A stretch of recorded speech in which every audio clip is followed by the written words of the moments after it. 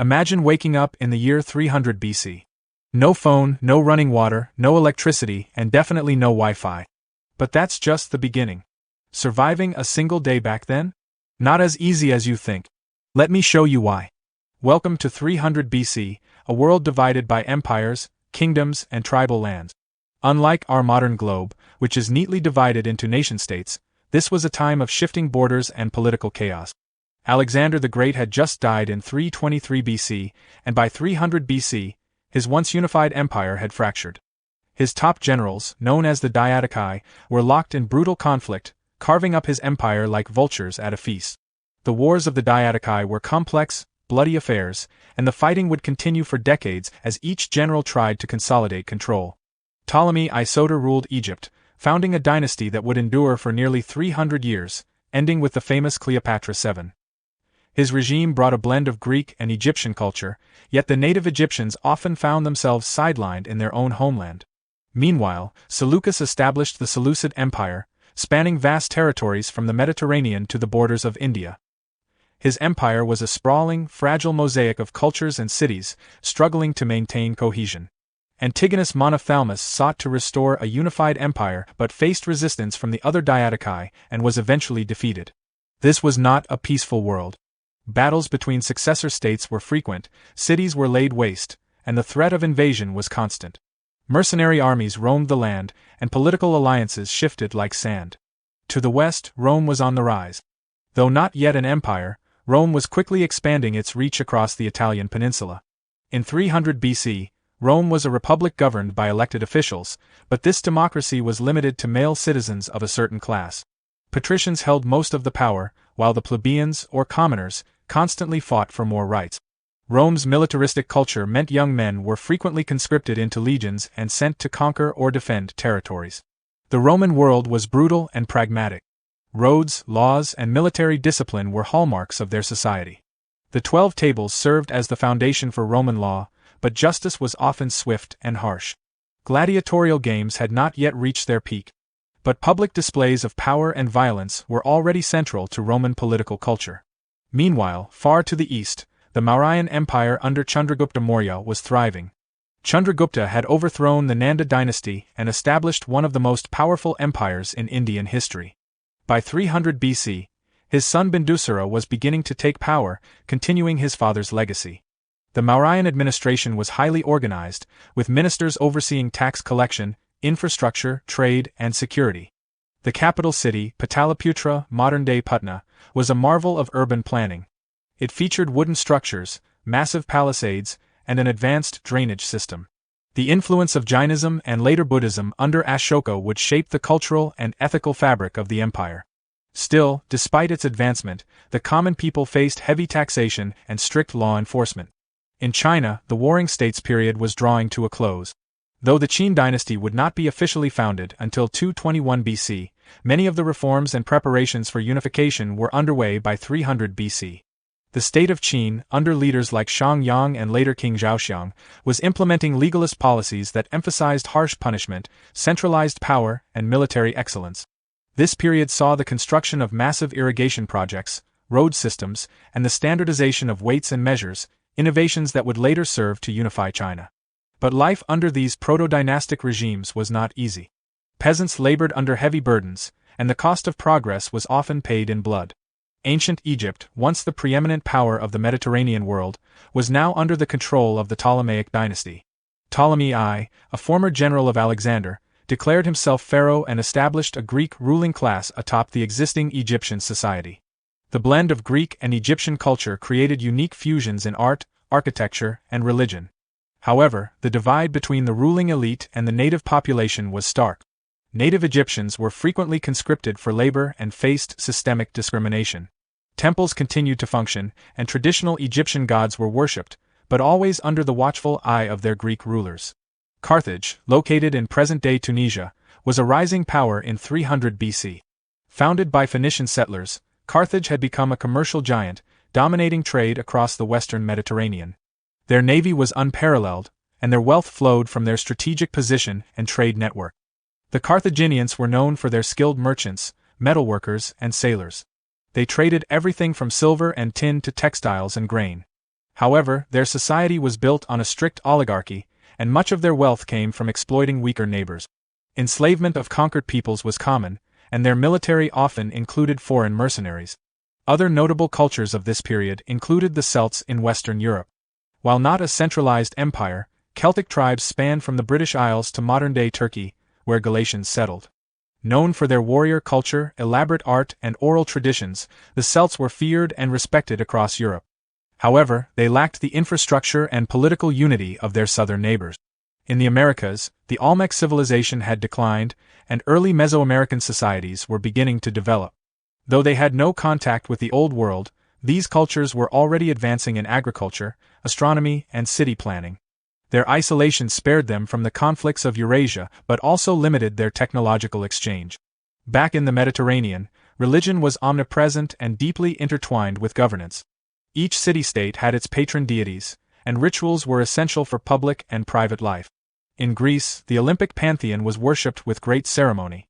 Temples, festivals, and sacrifices were regular occurrences. Oracles, like the one at Delphi, held immense influence. Magic, omens, and astrology were also taken seriously. People believed in curses, divine punishment, and prophecies. The concept of scientific inquiry was in its infancy, and natural disasters were often interpreted as messages from the gods. Slavery was universal in the ancient world.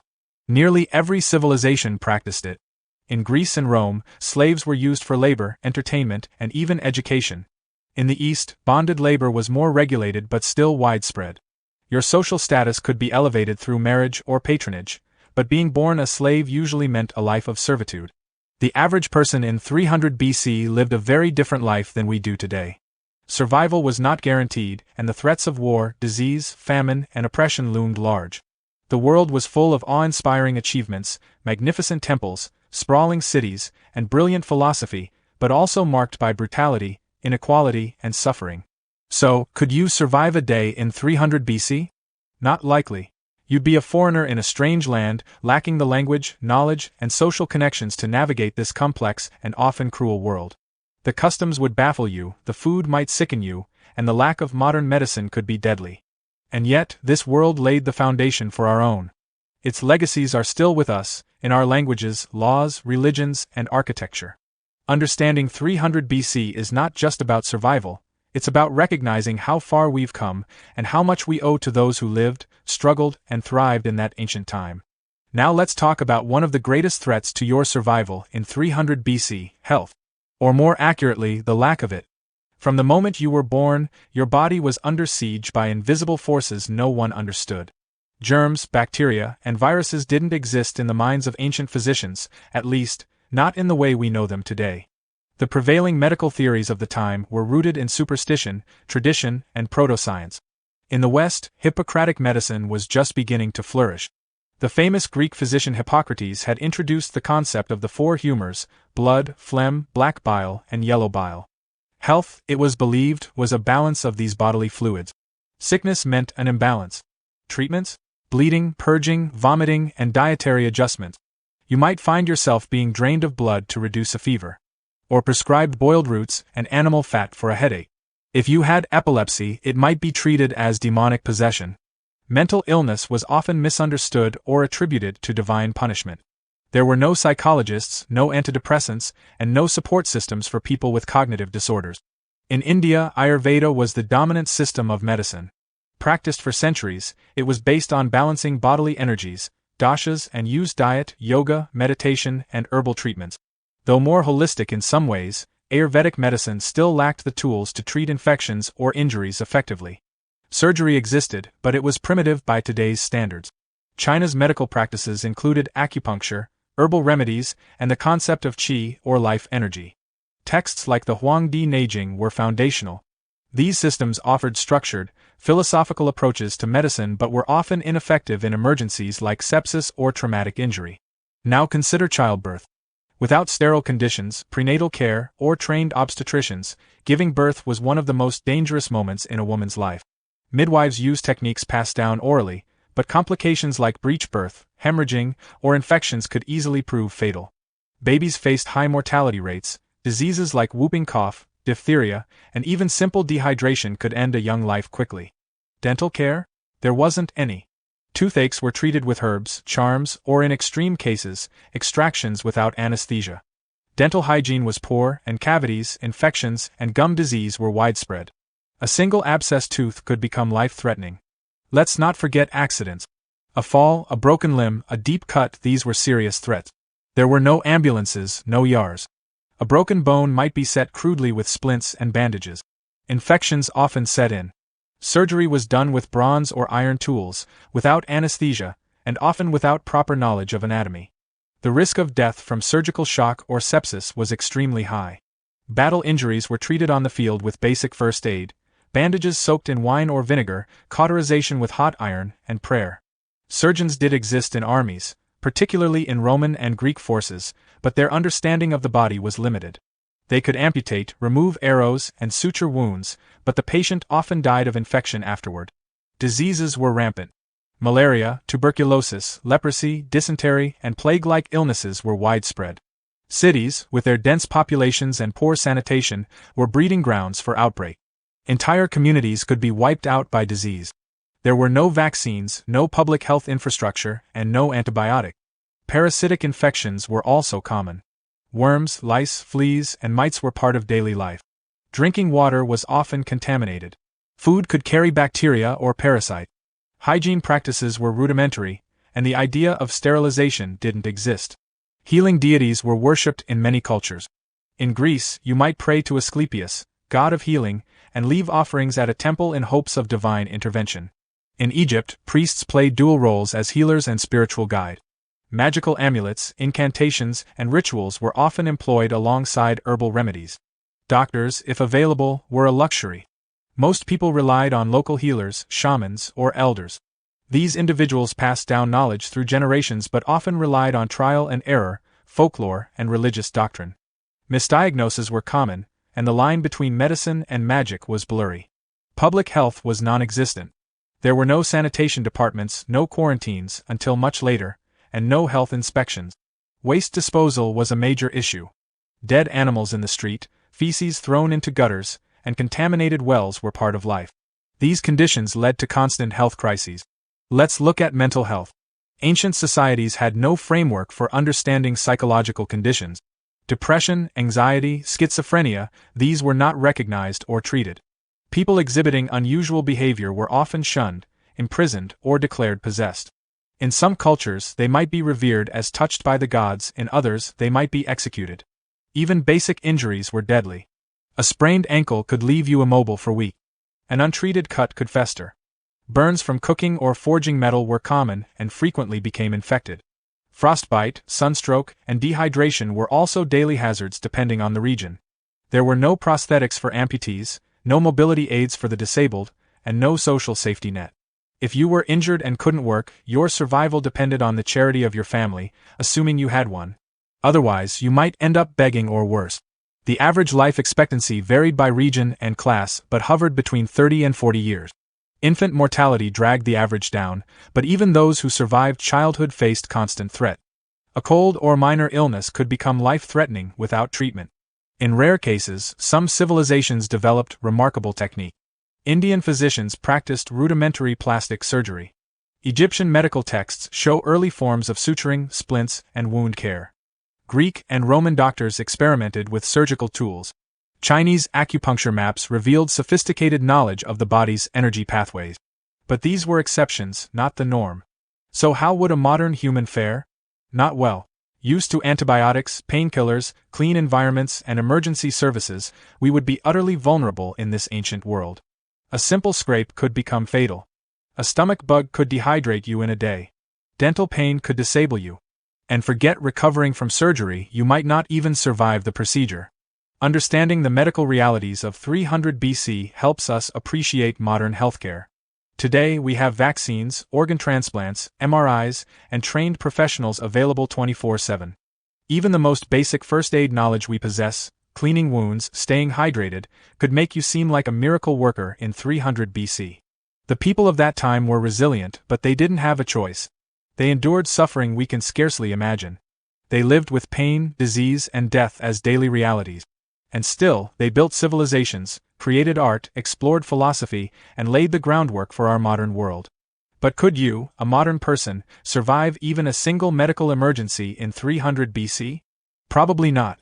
That scraped knee? That dental ache? That fever? In a world without knowledge of bacteria, sterilization, or antibiotics, it might be the end. Imagine you're accused of a crime in 300 BC, theft, blasphemy, or simply offending someone in power. What happens next depends not only on where you are in the world, but also on who you are.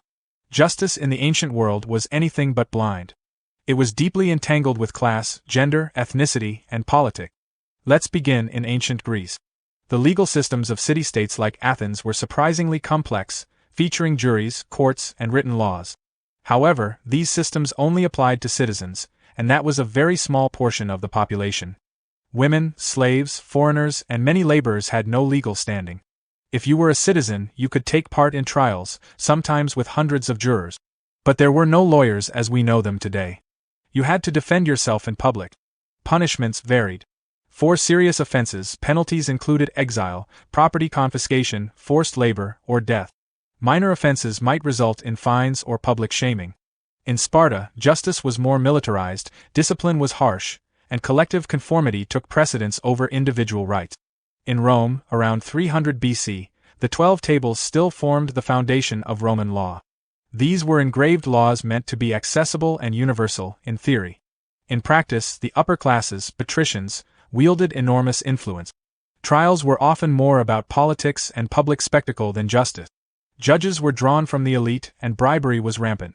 Slaves could be tortured for testimony, and guilt was presumed for certain classes. Rome's punishments were notably brutal: crucifixion for serious crimes, flogging, branding, and forced labor in mines or galleys. Public execution wasn't just a punishment, it was a message to others. Justice was not only punitive but performative.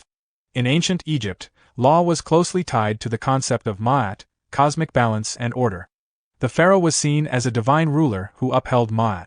Judges were often priests, and trials included oaths to the gods. The legal process was inquisitorial, meaning the state investigated and decided cases, often without public hearings. Common punishments included beatings, mutilation, and exile. Capital punishment was used but less frequently than in other cultures. Egyptian law was highly classist. Nobles often received lighter penalties, while peasants and slaves bore the brunt of severe sentences. Property crimes were treated seriously, particularly against temples or the pharaoh's assets. The idea of rehabilitation didn't exist, punishment was the main tool of justice.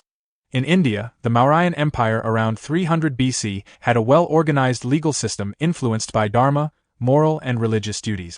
The Arthashastra, attributed to Chanakya Kautilya, served as a political and legal manual, outlining laws for everything from taxation to espionage. The Mauryan system had professional judges and state-appointed officers. Penalties included fines, corporal punishment, and imprisonment. The caste system played a significant role. Brahmins, the priestly caste, had different legal protections than Shudras or outcasts. Women's legal rights were limited, though some protection existed in family law. Adultery, theft, and treason were treated severely. In China, during the Warring States period and into the Qin dynasty, which was forming around 300 BC, legalism dominated the judicial philosophy. Laws were codified, strictly enforced, and often harsh. The Qin believed that fear of punishment ensured obedience. The state kept meticulous records, and infractions were met with immediate consequences: amputations, forced labor, or execution. Collective punishment was common. Families or villages could be punished for the actions of one member. Legalism ignored morality. It focused only on obedience and efficiency. In Carthage and Phoenician cities, legal systems were strongly influenced by trade.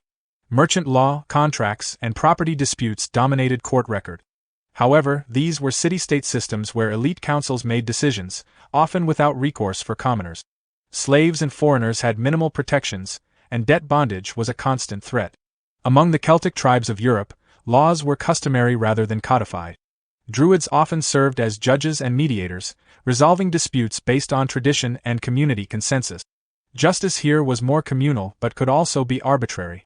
Punishments ranged from fines and restitution to exile or death. Gender played a significant role in all of these systems. In most ancient societies, women had fewer legal rights. They were often considered property of their fathers or husbands. Crimes against women, especially sexual violence, were viewed primarily through the lens of property damage or honor, not personal trauma. Slaves were legally invisible in many regions. They could be beaten, sold, or executed without recourse. Some systems allowed slaves to buy freedom or be manumitted, but this was rare. Justice, when it came to slaves, was administered solely by the owner or overseen by the state for economic reasons. Policing was informal. There were no standing police forces in most places. Communities relied on local watchmen, soldiers, or private enforcers. Victims were often responsible for pursuing justice themselves, which meant wealthier people could hire help, while the poor were left vulnerable. Torture was not only accepted but often expected. In Rome, slaves' testimonies were only considered valid if extracted under torture. Confessions obtained by force were rarely questioned. Public punishments were common, not just as deterrence, but as public entertainment. Stocks, floggings, and executions drew crowds. Bribery, nepotism, and corruption plagued ancient justice systems. Wealthy elites could influence verdicts, delay punishments, or secure pardons. In some cultures, sanctuary could be found in temples, but only if you reached them in time. Appeals were rare. Once judgment was passed, punishment followed swiftly. There was no concept of defense attorneys, no forensic evidence, and little witness protection. Trials were short, biased, and usually brutal. Despite this, legal innovation did occur. The Greeks debated law in philosophical terms. The Romans pioneered legal categories that later influenced modern jurisprudence. India's caste-based legal structures codified family and civil law. Chinese administrative systems standardized law across vast regions. Still, justice was not about fairness, it was about control, order, and power. So, could a modern person survive an encounter with ancient law enforcement? Possibly not. You wouldn't understand the rules, the languages, or the customs. Even a gesture or misunderstood word could land you in trouble. You'd likely be seen as suspicious, foreign, and possibly hostile. You wouldn't know your rights because you didn't have any. And in most cases there would be no appeal, no leniency, and no escape. In 300 BC, justice was swift, often brutal, and rarely fair. It was a world where survival depended not just on health or food, but on knowing your place and avoiding conflict at all costs. The world of 300 BC was not only unpredictable, it was violent. Whether you were a soldier, a civilian, a ruler, or a slave, violence could erupt at any time and often with little warning. Warfare wasn't just a part of life, it defined the ancient world. Let's start with the battlefield. In 300 BC, organized armies were a common feature of empires, city-states, and tribal societies. But unlike today's professional armies, many ancient forces were composed of conscripted peasants, seasonal fighters, or mercenaries fighting for pay. Weapons were personal. Warfare was intimate. Men fought face-to-face with swords, spears, and shields, often within arm's reach of death. The Macedonian phalanx, perfected by Philip II and used by Alexander the Great, dominated much of the Hellenistic world. Phalanx soldiers stood shoulder to shoulder, wielding massive spears called sarissas. The formation was deadly in open battle but required strict discipline. If the line broke, chaos ensued. In Rome, legions were becoming the backbone of expansion. Roman soldiers, or legionaries, trained rigorously. Their discipline, organization, and engineering prowess set them apart. But conditions were brutal. Soldiers marched for days with heavy packs, built fortifications, and engaged in horrific hand-to-hand combat. In China, the remnants of the Warring States period were giving rise to the Qin dynasty's military machine. Mass armies, conscription, and large-scale use of iron weaponry were becoming the norm. Siege warfare was common. Armies would use battering rams, towers, and tunnels to breach city walls. In India, the Mauryan Empire deployed huge armies supported by war elephants. These massive beasts were both psychological weapons and physical ones, trampling enemies and breaking enemy formations. But elephants were unpredictable and could panic, causing chaos on both sides. Ancient Egypt by this time was under Greek rule, and its military tradition had evolved. Ptolemaic forces relied heavily on Greek mercenaries and phalanx formations. Carthage, meanwhile, had a powerful navy and relied on hired soldiers from across the Mediterranean. Now consider the common soldier. Armor was limited and expensive. A bronze or iron helmet, a simple shield, maybe a breastplate if you were lucky. Many fighters had no armor at all. Wounds were horrific. A spear could puncture organs. A sword could slice limbs. A single arrow to the leg or gut could end your life slowly and painfully. And there were no medics on the battlefield. If you were injured, you depended on your comrades or luck. Infection, gangrene, and blood loss killed many after the fighting stopped. Veterans often returned home maimed or psychologically scarred, though there was no understanding of trauma or PTSD. Civilian populations suffered greatly. Cities were sacked, populations enslaved, and villages burned. Rape, pillage, and massacre were routine consequences of defeat. Surrender did not always guarantee safety. In many cases, entire populations were exterminated to send a message. Slavery was a direct result of warfare. Conquered peoples were often enslaved, sold in markets, or forced to build monuments, roads, and temples. Rome, Greece, and Carthage in particular had thriving slave economies. Captives from war were used in households, mines, and even gladiatorial arenas. Speaking of gladiators, these were often prisoners of war. Forced to fight for entertainment, they were expendable and brutally trained. Though gladiator games hadn't reached their peak in 300 BC, similar events existed in many cultures. Public displays of violence, executions, animal hunts, and combat were considered entertainment and justice. Beyond the battlefield, violence permeated society. Domestic abuse was rarely punished.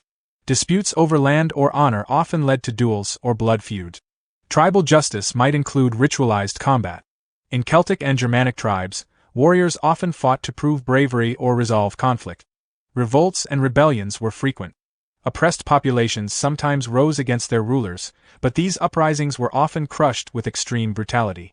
Rebellions in the Mauryan Empire, revolts in Greece's city-states, and resistance among Chinese peasantry were met with mass executions, burnings, and terror.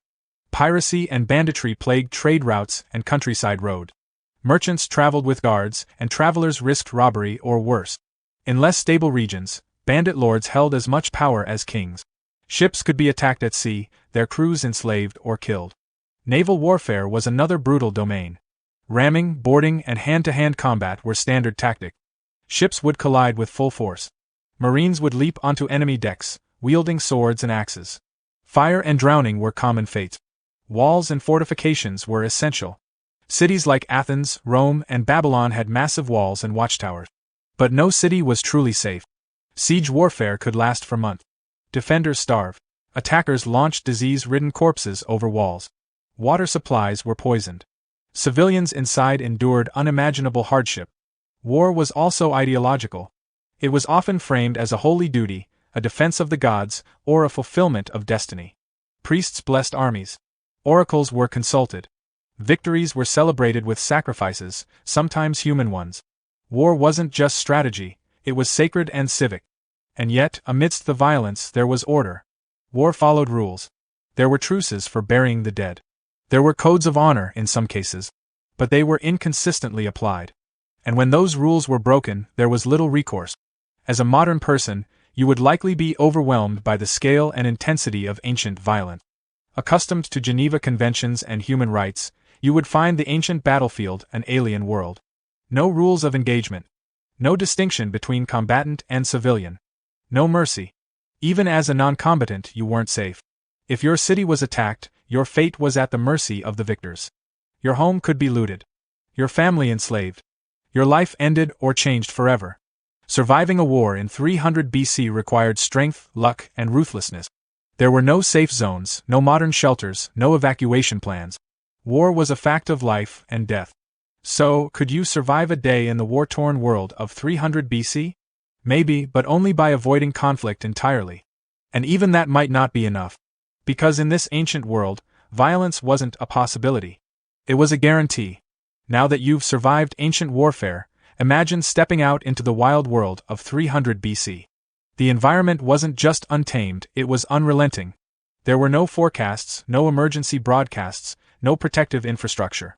The weather, the land, the animals, everything was a potential threat. Let's begin with climate. The world in 300 BC was in the midst of what scholars call the Hellenistic warm period, a time of relatively stable and warm temperatures. But that didn't mean comfort. Seasonal extremes still prevailed. In summer, the Mediterranean regions sweltered under intense heat without any form of cooling. In northern Europe or the steppe regions of Asia, winters could be brutal, with freezing temperatures and snowstorms. There were no heated homes or thermal clothing. People relied on fire, wool, animal hides, and sheer endurance. Agriculture depended heavily on the seasons and local geography. A single drought could devastate an entire region, leading to famine. Crops like wheat, barley, and millet had specific growing windows, and farmers were at the mercy of the weather. If rains failed or a late frost struck, the food supply could disappear. There were no global food imports to make up for a bad harvest. And when nature struck, it struck hard. Floods, earthquakes, wildfires, and storms occurred regularly. In China's river valleys, seasonal floods from the Yellow River could destroy entire settlements. The Nile's annual flood was both a blessing and a curse. Too little, and crops failed. Too much, and homes were washed away. People explained these events through divine wrath. Without meteorology or seismology, disasters were seen as punishments from gods or spirit. Temples offered sacrifices to appease these forces, but the practical reality was grim: loss of life, homes, and livelihoods with no aid or recovery services.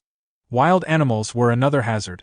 Wolves, bears, leopards, lions, and crocodiles still roamed the wilder parts of Europe, Africa, and Asia. In the forests of Europe, a lone traveler could be stalked by predators. In Egypt, crocodiles lurked in the Nile. India's jungles had tigers, elephants, and venomous snakes. The ancient world was teeming with life, and much of it could kill you. Insects, too, were deadly. Mosquitoes spread malaria, which was endemic in many parts of the world, especially in the Mediterranean and parts of India and China. Lice and fleas were common and could carry typhus or plague-like diseases.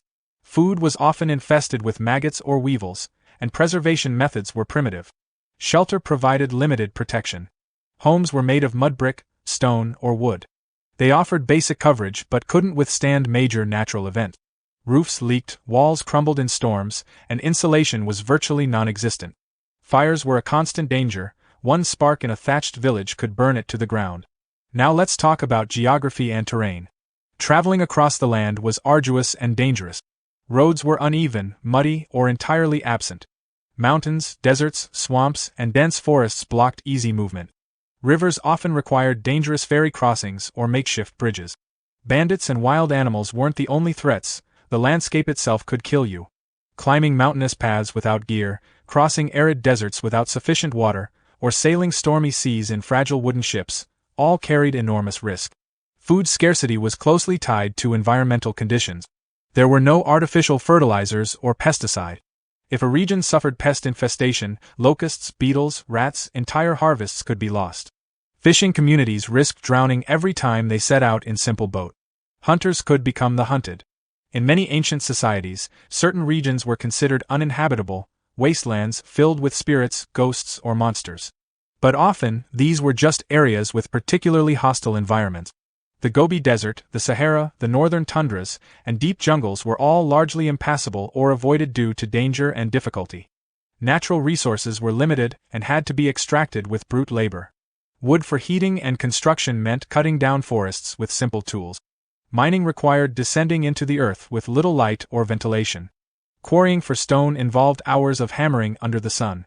Injuries were frequent, deaths were common. Even getting water was a task. There were no faucets, plumbing, or purification systems. People hauled water in jars from rivers or wells. In dry seasons, wells could run dry, and communities would migrate or go thirsty. Contaminated water was a major cause of disease. Waste disposal added to environmental hazard. In cities, waste was often dumped into nearby rivers or streets. This attracted vermin, spread disease, and contaminated food sources. Urban areas, while centers of culture and trade, were also hubs of filth and stench. The air quality wasn't great either. Smoke from open hearths, kilns, and metalworks polluted the air. In larger cities, especially those involved in metal smelting or pottery, respiratory issues were common. There were no masks, filters, or regulations. Even noise could be oppressive. Smithies rang with constant hammering. Markets were chaotic and loud. Animals filled the streets. Without modern sound insulation, noise pollution was constant. People tried to adapt. Ancient architecture reflects attempts to mitigate the elements: thick walls to retain heat, sloped roofs to shed rain, courtyards for airflow. Clothing was adjusted to suit climate. Agricultural techniques like crop rotation, terracing, and irrigation were developed. But these solutions were partial and precarious. Climate could also impact trade. A storm in the Mediterranean might sink ships loaded with grain. A drought in Egypt could stop exports altogether. Empires depended on predictable weather, and when it failed, so did economies. Cultural adaptation to the environment shaped myths, religions, and practices. Gods of rain, sun, wind, and harvest were revered across the globe. Rituals were performed to ensure seasonal stability. But these traditions couldn't change the weather. The psychological toll of living so close to nature's raw power was immense. Every season could bring disaster. Every journey might be your last. Life expectancy was low, and much of it was spent just surviving the element. As a modern person, you'd be ill-equipped to handle it. You wouldn't know how to start a fire without tools, identify edible plants, or navigate without GPS. You wouldn't have insect immunity, predator awareness, or survival training. Even things we take for granted, like clothing and footwear, would be vastly inferior. Imagine walking all day in sandals over rocky paths, through mud and heat, with no socks, no blister protection, and no pain relief. Now imagine doing that while hungry in the rain. So could you survive even a day in the natural world of 300 BC? Maybe. But it would be the hardest day of your life. A world where the environment wasn't background, it was the main event. Even if you could navigate the terrain, avoid disease, dodge warfare, and somehow stay out of trouble with the law, you'd still face one of the most overwhelming challenges of all: psychological and cultural disorientation. Life in 300 BC wasn't just physically demanding, it was mentally alien to our modern understanding of the world and ourselves. Let's start with something seemingly simple: language. Unless you magically arrive in a place that speaks your native tongue, you're going to be functionally mute. Greek, Latin, Sanskrit, Old Chinese, Aramaic, Egyptian hieroglyphs, all these languages differ not just in words but in structure, nuance, and cultural references. Even body language varies. A gesture that means peace today might be interpreted as an insult. You wouldn't just be misunderstood, you'd be deeply distrusted. Foreigners were often seen as potential spies, thieves, or invaders. Cultural xenophobia was widespread, and lacking a shared dialect, you'd have almost no way to communicate your innocence, let alone ask for help. Then there's the issue of personal space and privacy, concepts that simply didn't exist the way they do today. Most people lived in close quarters, often with extended family or even neighbors sharing walls or courtyards. Public bathing, communal toilets, and open markets were standard. Modesty norms differed greatly. A modern sense of privacy would not only be impractical, it would be perceived as suspicious or antisocial. Religion was another pillar of daily life, but one deeply rooted in fear, ritual, and constant appeasement. Polytheism dominated most regions. You were expected to honor local gods, spirits, and ancestral figures. Failure to participate in religious festivals, public sacrifices, or temple donations could brand you as ungrateful at best, and cursed at worst. Atheism, skepticism, or unfamiliar religious beliefs might get you exiled, imprisoned, or worse. Time itself was viewed differently. Without clocks, people measured time by sun positions, seasons, and agricultural cycles. The past and present were deeply entwined through oral traditions, myths, and ritual. Progress as we understand it wasn't the goal. Stability and continuity were. You'd struggle to explain ideas like human rights, science, or democracy as they're understood today. And let's talk about status. In 300 BC, your identity was largely fixed by birth, gender, family, and class. Mobility was rare. You couldn't just reinvent yourself. If you were born a farmer, slave, or servant, that's likely what you'd remain. Ambition could even be dangerous, interpreted as arrogance or treason. Gender roles were rigid and deeply embedded in law, religion, and culture.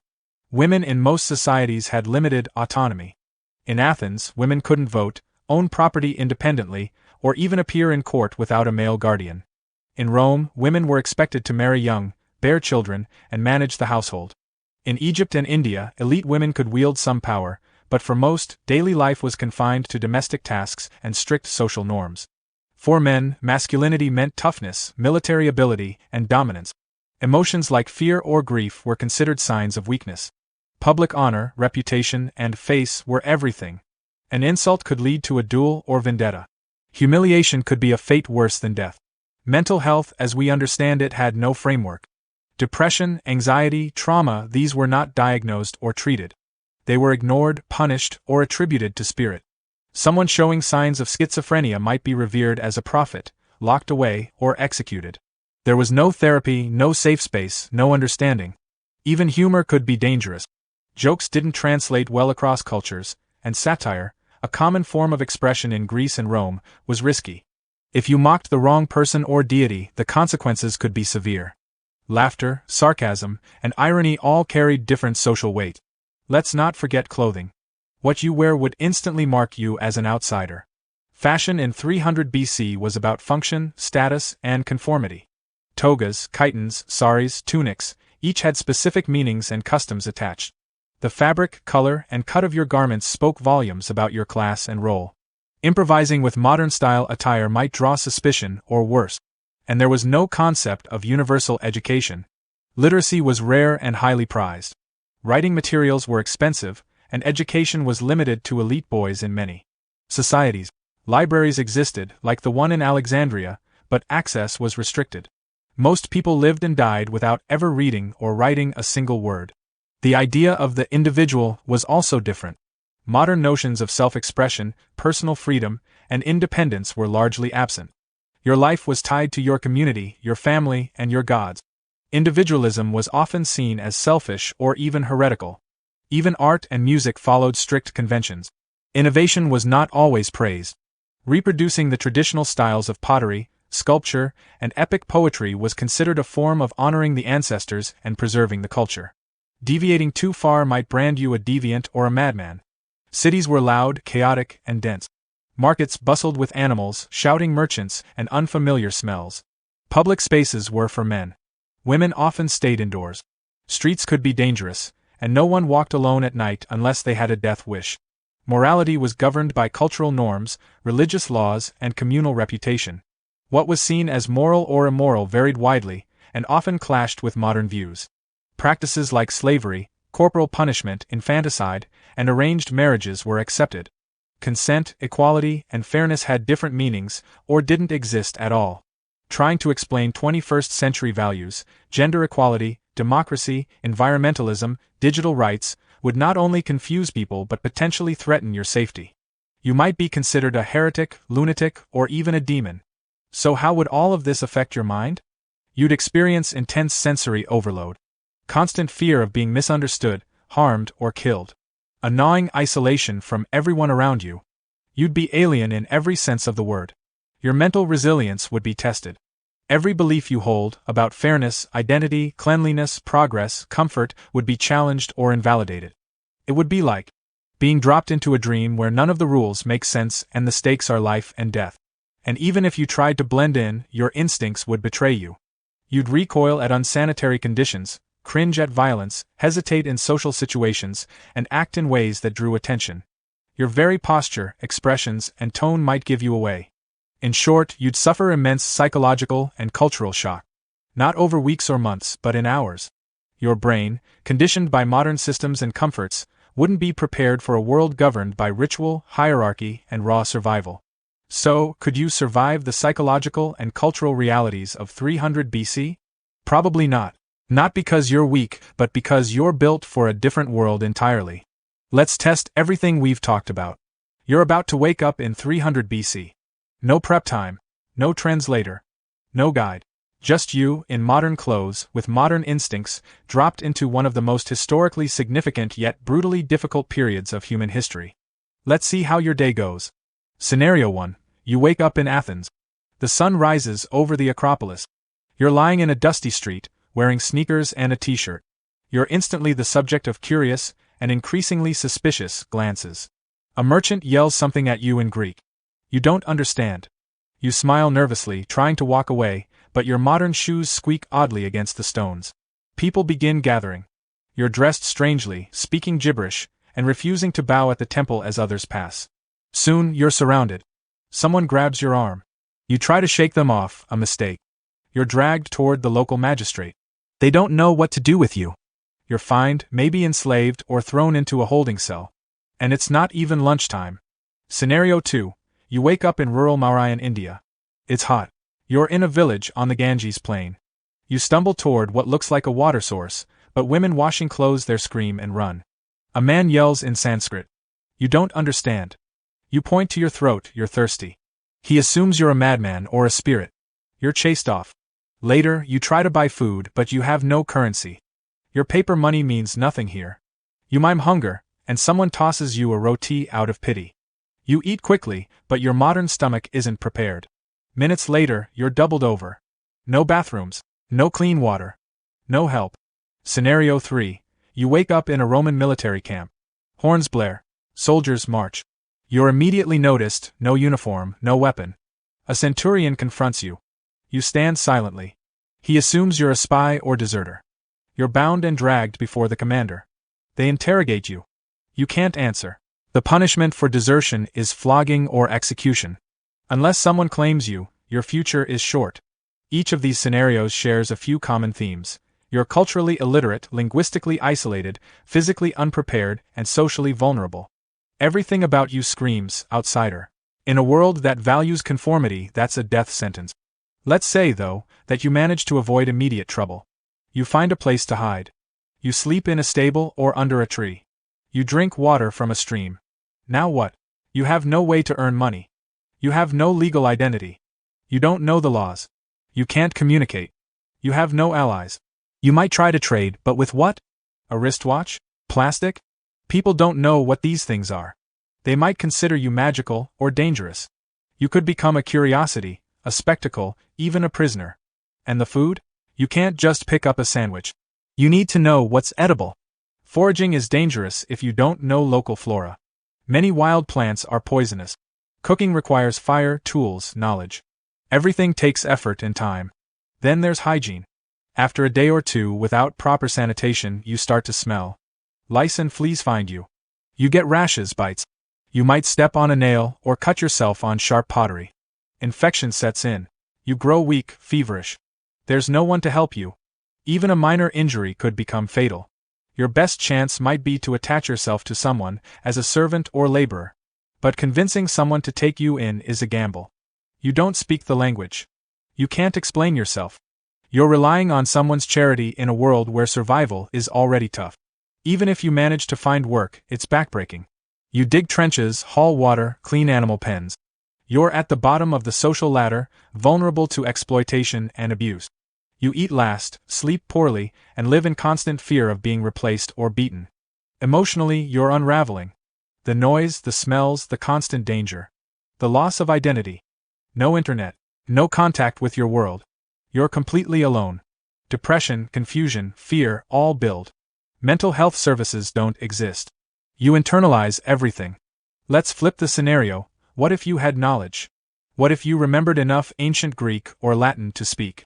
What if you claimed to be a philosopher or a healer? That might work for a while. But you'd still be scrutinized. Any error, any inconsistency, and your story falls apart. At best, you're a novelty. At worst, you're a heretic or fraud. You might try to use modern knowledge to invent something, but without tools, materials, and trust, that's nearly impossible. You know about antibiotics, but you can't make penicillin from scratch. You understand combustion engines, but not how to build one with ancient tech. The gap between knowledge and practical application is vast. Some might argue you could become a prophet or oracle. After all, you have knowledge of the future. But this is a dangerous game. Predicting eclipses, offering medical advice, or revealing geography might get you revered or burned. Religious authorities don't take kindly to outsiders challenging their power. You'd be living minute to minute. Every interaction a risk. Every meal a challenge.